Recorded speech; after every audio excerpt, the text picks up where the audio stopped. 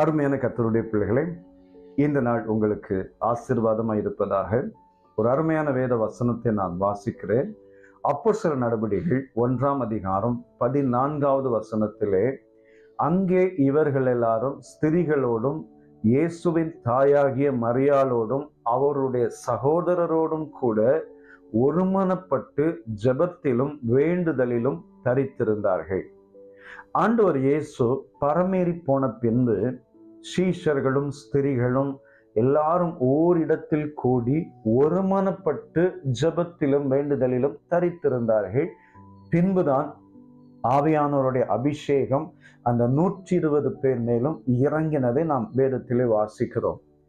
நம்முடைய வாழ்க்கையில சில நேரங்களில் நாம் நிறைய அற்புதங்களையும் அதிசயங்களையும் எதிர்பார்த்து கொண்டிருக்கிற வேளையிலே நாம் கூடி ஜெபிக்கிற போது அல்லது தொடர்ச்சியாய் ஜெபித்து கொண்டிருக்கிற போது அங்கு ஒரு மிகப்பெரிய அற்புதத்தை நாம் எதிர்பார்க்கலாம். நான் இந்த வசனத்தை ஒரு குடும்பத்தோடு இணைத்து சொல்ல ஆரம்பித்தால், ஒரு குடும்பத்திற்கு அநேக அற்புதங்கள் இந்த நாட்களில் தேவைப்படுகிறது.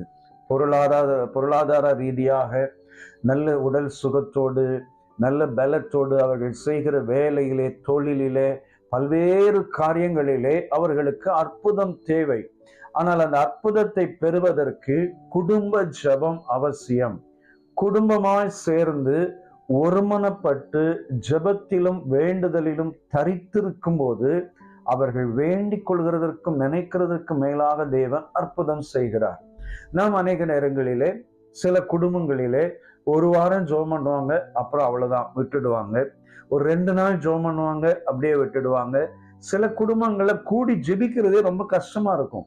ஆனா யோசுவாவை சொல்கிறத பாருங்கள், நானும் என் வீட்டாருமோ என்றால் கர்த்தரையே சேவிப்போம். அப்ப முழுவதுமாய் முழு குடும்பமாய் சேர்ந்து ஒரு 2 நாட்கள் ஜெபிக்கிறதல்ல, கர்த்தர் அற்புதம் செய்கிற வரைக்கும் விடாம ஜெபிக்கும் போது கர்த்தர் அற்புதம் செய்வார். இன்னைக்கு அநேக குடும்பங்கள் எதிர்பார்ப்போடு இருக்கிறீங்க இல்லையா? நீங்க கூடி ஜெபிங்க, குடும்பமா ஜெபிங்க, உங்க பிள்ளைங்களோடு சேர்ந்து ஜெபிங்க. நிச்சயமா கர்த்தர் உங்க குடும்பத்துல, உங்க வாழ்க்கையில தேவன் பலத்த அற்புதங்களை செய்வார். இந்த சீஷர்கள் என்கிற ஒரு குடும்பம் எல்லாரும் ஒன்று சேர்ந்து அவர்கள் ஜெபிக்க ஆரம்பிக்கிறார்கள், தரித்திருக்கிற ஆரம்பிக்கிறார்கள், விடாமல் ஆண்டவரை பற்றி கொள்கிறார்கள். பரிசுத்த ஆவியானவர் இறங்கி வருகிறார், பலத்த அற்புதங்கள் நடக்கிறது. உங்களுக்கும் ஆண்டவர் அற்புதம் செய்வார். நீங்கள் கூடி ஜெபியுங்கள், பல அற்புதங்களை உங்கள் வாழ்க்கையில காண்பீர்கள். இன்னைக்கு நீங்கள் கூடி ஜெபிக்கிற போது ஒரு விசேஷித்த நன்மை உங்களை தேடி வரும். நான் உங்களுக்காக ஜெபிக்கிறேன். அன்பு நிறைந்த பிதாவே, இயேசுவின் விலையேறப்பெற்ற நாமத்துக்காக ஸ்தோத்திரம்.